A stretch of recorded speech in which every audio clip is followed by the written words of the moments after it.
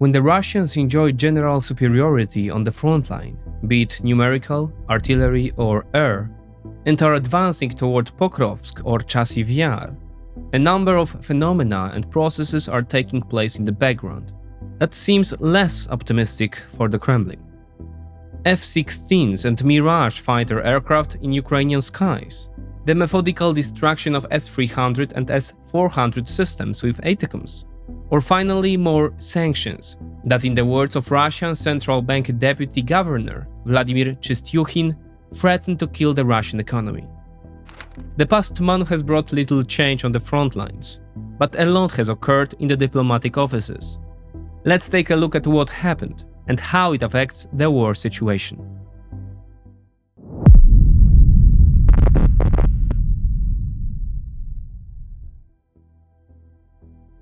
Let's start with a quick flyby of the front line, which remains essentially static. In the direction of Kharkiv, all the momentum of the Russian incursion has been wiped out. The Russians were even repulsed at some places. As Vitaly Ganchev, the Russian governor of the occupied territories of the Kharkiv region, stated, quote, "The Ukrainians are sending reserves and are trying to counterattack where they meet resistance from Russian troops." End of quote. Moving on, the front remained unchanged by the Kupiansk-Svatovo-Kreminna line. The first noticeable change was the Russian capture of Bilohorivka, west of Severodonetsk, at the end of May. The center of gravity remains Chasiv Yar, where the Russians managed to approach the city slightly to the east and northeast. The battle for Toretsk, 20 kilometers south of Chasiv Yar, is also imminent. The Russians have launched offensive operations there since June 18th. However, the forces deployed do not allow to think about tactical successes for the time being. The goal is inevitably to further fragment the Ukrainian troops. In addition, the Institute for the Study of War believes that the offensive on Toretsk is intended to prevent the Ukrainians from counterattacking and flanking artillery fire from the south on the attacking Russian troops in the direction of Chasiv Yar, as well as to those fighting in the direction of Avdiivka. That is also where you can find the most visible part of the Russian gains. Kremlin forces managed to take Ocheretine. They have also advanced toward Novopokrovske, Umanske, and Netailove. The goal of the operations in this direction is to reach Pokrovsk, through which the extremely important roads M30 and H32 pass. There were no major developments on the rest of the front. More important was what happened behind the front and in diplomatic offices. Inevitably, the failure of the Russian attack near Kharkiv is related not only to the tough stance of the Ukrainian defenders, but also to the long-awaited permission for the Americans to use their manufactured weapons to strike directly into Russian territory. The green light comes with the caveat that only border regions where the Russians are amassing combat assets can be targeted. Nevertheless, this is a major breakthrough that makes it much easier for Kyiv to defend itself against cross-border attacks that can now be nipped in the bud. Russian warmongers have reacted rather harshly, yet expectedly, suggesting that the Kremlin should respond with a demonstrative nuclear explosion. But perhaps an even bigger breakthrough is the sight of the long-awaited silhouette of an F-16 aircraft across Ukrainian skies. We will most likely see it later this summer. On June 13th, this information was confirmed by the chairman of the Joint Chief of Staff, General Charles Q. Brown Jr., quote, "We are working diligently to make sure that the Ukrainians have what they need, and the goal is to get those F-16s to them this summer," Brown said at a press conference after a meeting of Ukraine Defense Contact Group in Belgium. His words were confirmed moments later by the US Defense Secretary, Lloyd Austin, who said he was optimistic that F-16s would be delivered to Ukraine this summer. The first declarations of delivery of multi-role Lockheed Martin-produced aircraft were made already a year ago. So what numbers are we talking about? The F-16 coalition currently consists of 4 countries: Denmark, the Netherlands, Belgium, and Norway. Last year, the Danes promised 19 aircraft to be delivered in 2024 and 2025. The Danish F-16s will be the first to go to Ukrainian pilots. The Dutch, on the other hand, will deliver 24 out of 42 aircraft flying under the Dutch flag. Quote, From this summer, I expect that the first F-16s will actually be delivered to Ukraine. Denmark will be the first country to provide airframes and will follow after Denmark, said Dutch Defense Minister Kajsa Ollongren. The pool of Ukrainian F-16s will also be reinforced by 30 of the same aircraft from another Benelux country, Belgium. Brussels signed a defense agreement with Kyiv in which it promised to hand over 30 planes by 2028. However, according to Ukrainian President Volodymyr Zelensky, the first Belgian F-16s are expected to be delivered this year, which he confirmed in late May. However, the delivery schedule also depends on how soon the Belgians receive their F-35s. The F-16 coalition is completed by Norway, which intends to transfer all its aircraft of this class to the Ukrainians. Although Oslo has 22 aircraft, it is speculated that 12 of them are operational. The others could be scanned for spare parts. Thus, we are talking about a total of 85 to 90 aircraft, meaning even 7 squadrons. Still, it is certain that they will appear at least in the perspective of the next few dozen months. However, if they actually materialize in this number, they would represent 70% of the number that would be necessary to achieve air equilibrium with Russia. These are the estimates of Volodymyr Zelensky himself, who put the number at 120 to 130 aircraft of the F-16 class. Quote, "We should understand that we should not expect a quick effect, as we must understand that the pilots must get used to the airspace of Ukraine, as combat missions are somewhat different from training flights. In addition, we understand that we will be receiving F-16s partially. Of course, in order to effectively perform tasks of varying complexity, we need a lot of these aircraft.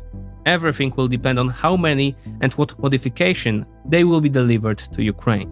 With these words, Ilya Yevwash, head of the Ukrainian Air Force, confirmed that the F-16s will be not a panacea for all Ukraine's problems, especially in the initial stage, when there will be a few of them. David Sharp, a military analyst, believes that initially the Ukrainian F-16s will carry out less risky missions, such as shooting down Russian cruise missiles or drones. Over time, they will begin to fly missions closer to the front lines, with greater impact, but also greater risk. Over time, there will also be confrontations with Russian aircraft, including the Su-35, and they will also be fiercely hunted by S-300 and S-400 anti-aircraft defenses. The success of the F-16s will largely depend on the armament with which they are equipped. Last September, a representative of the Ukrainian Air Force stated that Ukraine would receive the latest AIM-120 missiles, with a range of up to 160 to 180 kilometers, or over 100 miles. However, the issue of F-16 aircraft is not free of problems and disagreements, which has not arisen for the first time on the Washington-Kyiv line. In particular, it concerns pilot training, because at the current rate of their training, we can reach a paradox where the Ukrainians will have fewer trained pilots than F-16 aircraft. Why? Ukrainian pilots and maintenance workers are currently being trained at the base in Tucson, Arizona, as well as in Denmark, and are expected to begin training in Romania. The Pentagon reported that the first group of Ukrainian pilots has already completed training, but it is uncertain how many Ukrainian pilots have already finished it, and how many are currently undergoing training. Most likely we are talking about 24 pilots in training or undergoing training, in the US and Europe combined. That is far too few. Especially since the Ukrainians must have more pilots than planes. One pilot per fighter would mean that the aircraft would be idle for some time. Quote, "That's unacceptable, especially since there are so few of them, and they will be a priority target for Russia," claims the aforementioned Sharp. According to Politico's source at the US Department of Defense, Ukraine will need 2 pilots for each F-16, in which case the 12 pilots, who should be ready by July, are enough only for 6 aircraft. In total, however, Kyiv needs between 150 and 200 pilots for the F-16s already promised by the coalition partners. It would be a great waste for Ukraine to have operational F-16s that it cannot adequately staff. Ukrainians' frustration is focused on the Americans, who are once again using their influence to oversee the war, At least, that's the claim. This is according to Ukrainian parliamentarian Oleksandra Ustinova, who said that the Americans were, quote, deliberately delaying pilot training, which could result in Kyiv having more planes than people to fly them. Why would they be intentionally delaying? Basically, the US could be worried that the arrival of large numbers of F-16s on the front lines could hit the Russian side too hard and lead to a cascading military collapse and ultimately a dangerous internal transition in Russia, something the Americans are trying to avoid at all costs in this war, and have demonstrated on more than one occasion. The Ukrainians say they have 30 pilots ready to begin training today. Fortunately, other training sites are slowly opening up. The French may come to the rescue. According to Le Monde, the French Air Force has promised to train 26 Ukrainian pilots over the next 2 years. The Danes promised to train 20 pilots by the end of 2024.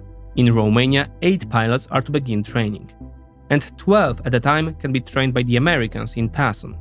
Let's not forget that the training also applies to all maintenance personnel, yet it is clear that if there is a political decision for a larger wave of training, the means and opportunities will be there. Interestingly, F-16s are not the only fourth-generation fighters Ukraine may receive. Swedish JAS-39 Gripen remains an open question. On May 31st, 2024, Ukrainian President Volodymyr Zelensky and Swedish Prime Minister Ulf Kristersson signed a security agreement that calls for $6.5 billion in Swedish aid to Ukraine between 2024 and 2026. Quote, "A unique part of the agreement with Sweden is the provision of specialized ASC 890 aircraft, as well as the prospect of providing Ukraine with JAS-39 Gripen aircraft, including relevant training," says a statement by President Zelensky. In early June, Emmanuel Macron also surprisingly announced that Ukrainians could expect a transfer of French Dassault Mirage 2000. The French president told TF1 television that Ukrainian pilots could begin training on the Mirages in late summer, and given a 6-month training period, this would mean that the Mirages would arrive in Ukraine by the end of the year at the earliest. But this is not even the last French aircraft to appear in the infosphere recently in connection with Ukraine. The InfoBay portal speculates that Javier Milei's government has a plan to deliver 5 Super-Étendard Modernisé fighters to Ukraine. These are quite old but recently modernized units. They were overhauled in 2019. However, Argentina is unable to use them due to a British embargo on certain parts, still linked to the Falklands saga. The government of Javier Milei is clearly working on the image of breaking with the prevailing neutrality of the countries of the, quote, global south regarding the war in Ukraine. Of course, the introduction of all types of such advanced weapons raises a number of problems, mainly logistical and related to the handling of these aircraft. These problems are already appearing with just 2 types of 4th-generation aircraft, not to mention 4. Retired US Air Force Colonel Jeffrey Fisher commented on the situation as follows, quote, "While I believe there is a risk for Ukraine to take a second fighter, I also believe I understand why they are doing it. The Biden administration has slow-rolled F-16 delivery to the point that Zelensky is fed up and willing to assume the risk associated with standing up a second Western fighter jet capability." End of quote. Ukrainians, meanwhile, are not inactive in anticipation of Western aircraft. What does this manifest itself in? First of all, in the systematic, methodical work put into destroying enemy air defense systems. In Crimea alone, the Ukrainian armed forces has destroyed 15 air defense systems in the past 2 months. This includes the S-300, S-350 and the latest S-400. At the time of this writing, the number of destroyed units has further increased, and may have even included the S-500 system. As Russian air defenses weaken, the Ukrainian Strategic Command has stated that, quote, "the day of the liberation of the Ukrainian Crimea is approaching." The case is quite clear. Ukrainian forces may seek to actively degrade Russian air defenses before Ukraine receives a significant number of Western aircraft. The 2-month period appears here not coincidentally. The data coincides with the moment of the first ATACMS missiles being handed over to the Ukrainians. which the Ukrainians immediately harnessed to destroy Russian anti-access systems. In mid-May, the Ukrainians bombed the Belbek base with at least 10 ATACMS, destroying the very valuable S-400 systems, which are theoretically designed to deny ATACMS but are unable to do so and fall victim to them themselves. The Ukrainians can therefore work on meticulously destroying Russian anti-access capabilities, and when they have done so sufficiently, introduce F-16s more widely. This is precisely the concern of some Russian mil bloggers. Some Russian observers are worried that if the Ukrainians follow US attack doctrine, they will attack air defense batteries first. After that, quote, the F-16s based aviation comes into play, with a wide range of munitions under its wings, says a report translated by Word Translated. Territorially, the vast majority of Ukrainian targets are located in occupied Crimea. On June 23rd, footage of a Ukrainian attack that resulted in shrapnel falling on a beach and killing at least 5 people circulated around the world. Russia called the attack barbaric, but the beach itself is in close proximity of the Belbek base. Available footage also shows the Russians placing radars and other elements of anti-aircraft systems on Crimean beaches or cliffs, with little regard for civilians, who also beach in close proximity to military installations. For these reasons, says Olivier Janczyk of the Atlantic Council, the Russian occupation of Crimea is slowly becoming intolerable. The Kremlin has already had to withdraw its Black Sea fleet from its base in Sevastopol, and its ability to operate in the western Black Sea basin is at a high risk of being lost. Quote, the next stage of this effort is now underway, with Ukraine methodically depleting Russian air defenses and exposing the entire peninsula to further attack. Ukraine is expected to receive the first F-16 fighter jets in the coming months, setting the stage for what is likely to be a broader air campaign against Russia's extensive surviving military infrastructure throughout Crimea. With its air defenses decimated and supply lines under threat, the Russian army in Crimea may soon face the realization that its position is no longer sustainable, writes Janczyk. Reclaiming Crimea seems like an unrealistic goal today, but Ukrainians believe their country will eventually return to its 1991 borders. To support this long-term goal, the United States made a formal commitment on June 13th. That's when the Joe Biden administration signed a 10-year security agreement with Ukrainian authorities. Similar documents have already been signed by the Ukrainians with many other countries, such as the aforementioned Sweden. But when it comes to the world's largest military superpower, it is worth saying a little more.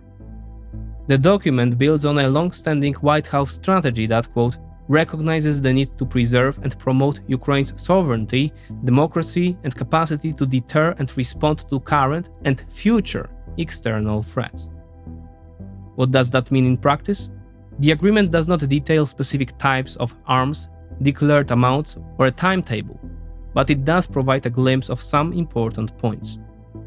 First of all, it emphasizes Washington's commitment to help Ukraine not only during this war, but also during subsequent Russian attempts to be launched against Ukraine in the future.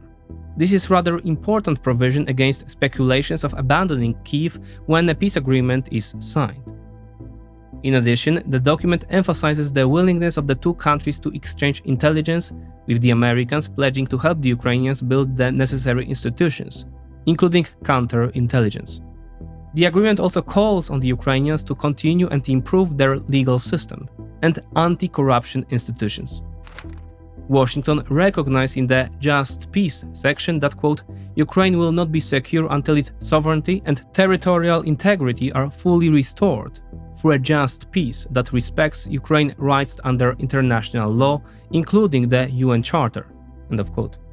This is a critical provision for Kyiv, as it theoretically prevents Western pressure for a possible forced peace at the expense of Ukrainian territory. The two sides detail all areas of the military and economic struggle in an annex to the agreement. The Americans promise to support the Ukrainians in air defense, fires, ground maneuver, air warfare, naval warfare, or cybersecurity.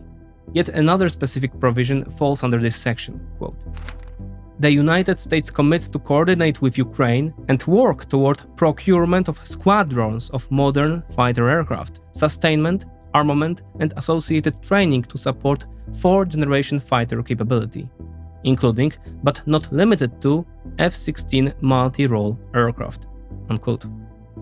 So we are talking about squadrons, plural, of multi-role aircraft. Although, theoretically, American support for Kyiv's adaptation of aircraft transferred from Europe could fall under this provision. It may, but it doesn't have to, which leaves the door open for the transfer of F-16s to the Ukrainians from their largest user. The White House notes that the agreement would serve as a bridge to Ukraine's future accession to NATO. Of course, while the signing of such agreements is important, it should be noted that they are not binding on America's next president. Agreements, unlike treaties, are not ratified by Congress, so Donald Trump, if he wins, will be able to terminate it. On the other hand, this is how the world of diplomacy works, and such moves should not be trivialized. The agreement is not ironclad, like the North Atlantic Treaty, that is NATO, is in theory, but it defines the framework and the assumptions of both sides, and in that sense it is certainly a step in the right direction. All the more so as the Americans have backed up the agreement with concrete action, announcing the redirection of orders for Patriot systems to Ukraine, the Financial Times reported. US National Security Council spokesman John Kirby confirmed that the US had made the, quote, difficult but necessary decision to prioritize the delivery of Patriot missiles and NASAMS to Ukraine, delaying deliveries to other countries that had purchased them, so that Kyiv could maintain its stockpile at a crucial time in the war, reads the FT.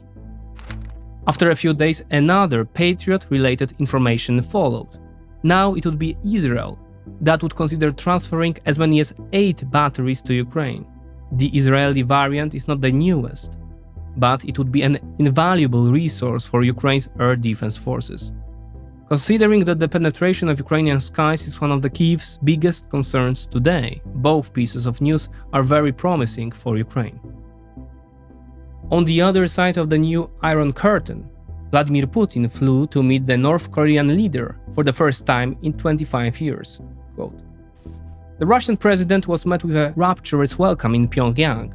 Children waved Russian flags as Putin's giant picture adorned one side of Killing-Sung Square, while footage broadcast on Russian state media showed posters of the Kremlin leader lining the streets, says the CNN report.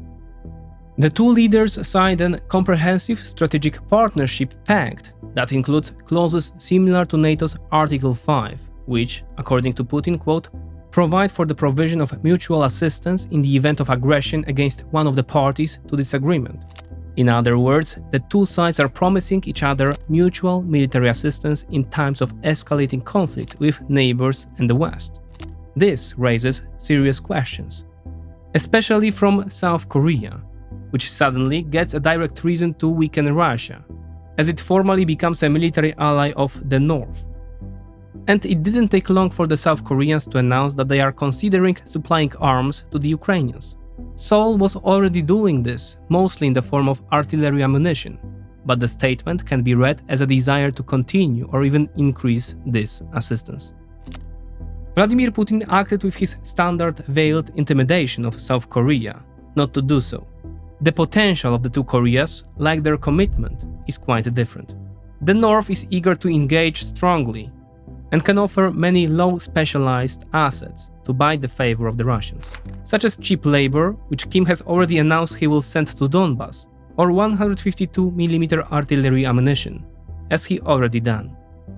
On the other hand, the South will not enter the war as strongly as the North in relative terms, but it can reinforce Ukraine with much more advanced technology.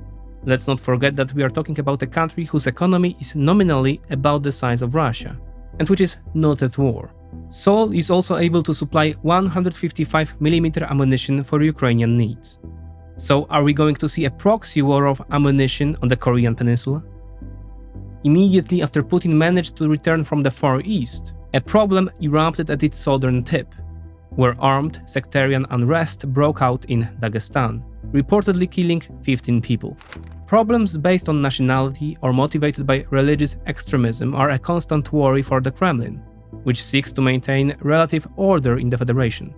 Another outbreak, barely 3 months after the Crocus City massacre that left 145 dead and 551 wounded, shows that the war-ravaged country is increasingly out of control. If people who want to take advantage of the situation, such as criminals, warlords or terrorists, feel more and more emboldened, the central authority will face problems from two sides, external and internal, with the latter dangerously growing. Meanwhile, both the EU and the United States are steadily introducing successive rounds of sanctions to target new sectors and individuals and to patch up the holes that have been created. The 14th package of EU sanctions had just such a goal, patching holes and also imposed restrictions on LNG exports.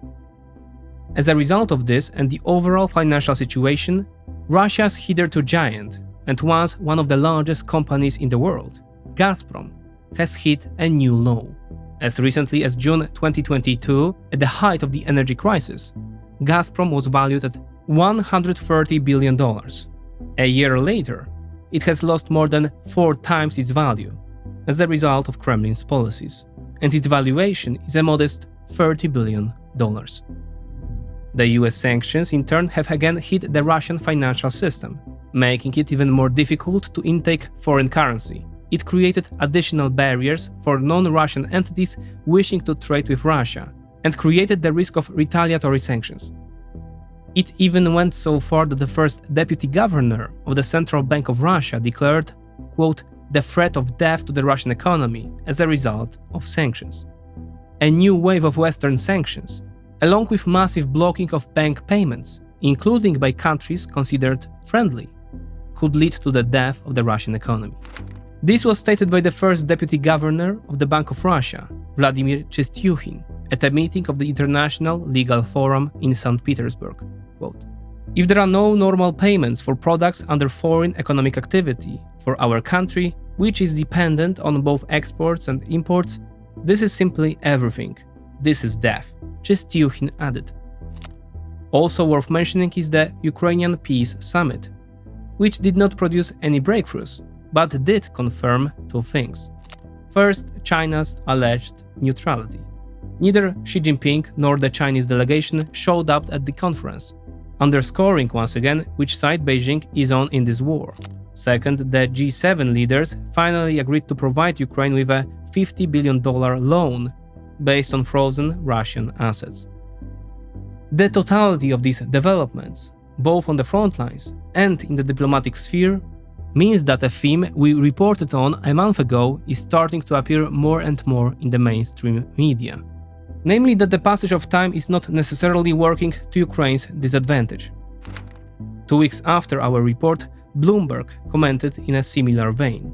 Ukrainian Armed Forces Commander-in-Chief Oleksandr Syrski followed, quote, the enemy clearly understands that the gradual arrival of weapons and equipment from our partners, the arrival of the first F-16s, strengthens our air defenses, he wrote. Time is on our side, and their chances of success will diminish. Therefore, the command of Russia's troops is currently making every effort to increase the intensity and expand the geography of hostilities in order to maximize the depletion of our troops, disrupt the training of reserves, and prevent the transition to active offensive actions, he added in a statement on social media. This position is also confirmed by visual tracking by journalists from the German newspaper Süddeutsche Zeitung. Using satellite imagery and AI models, they examined tank and heavy equipment depots in Russia. Their conclusions coincide with those increasingly reported in the community. 4 out of 5 tanks that Russia is sending to Ukraine are at best old, powdered, rusty machines that have been under the sky for many years.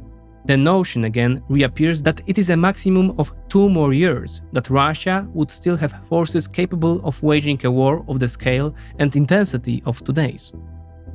All this is not to say that Ukraine is on the road to triumph today. Not at all.